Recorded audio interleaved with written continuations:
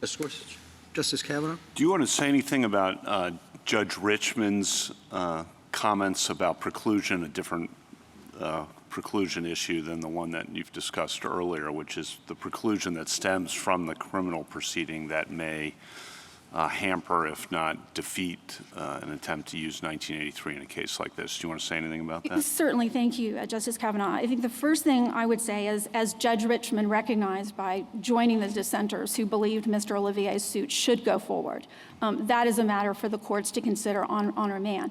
With respect to Mississippi law in particular, Mississippi law does not apply issue preclusion to constitutional claims. At JA 46, State versus Smith is cited there. But that's Mississippi law would not apply preclusion. But in any event, it's something for remand. That's correct, Your Honor. Thank you. Justice Barrett? Justice Jackson? Can I just ask you to speak quickly to QP2? I mean, I guess I'm wondering how your embrace of Justice Scalia's vision related to the elements, and that's how we think about QP1, how is that consistent with your position on QP2 that somehow the conviction matters?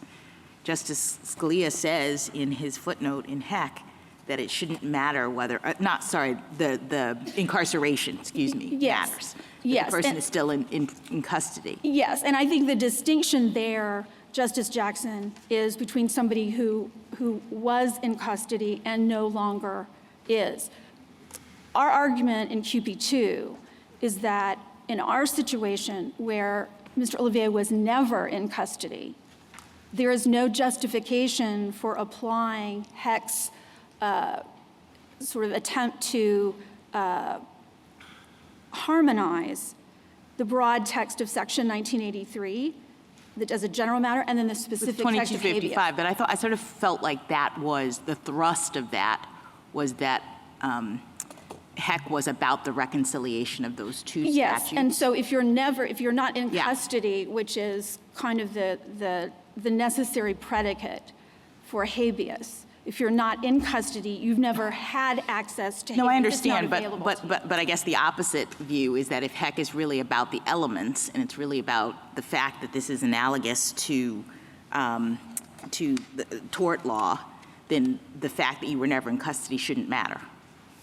I mean, that's what Justice Scalia says in Heck. So it just seems like you're taking two different positions or two different views of what Heck is really about. I think what we would say is if you don't agree with us as to our top line position in QP1, which I think tracks the first thing of what you said, then another reason why Mr. Olivier should not be Heck barred is because he was never in custody. Okay, And so thank you. Thank you, Your Honor. Thank you.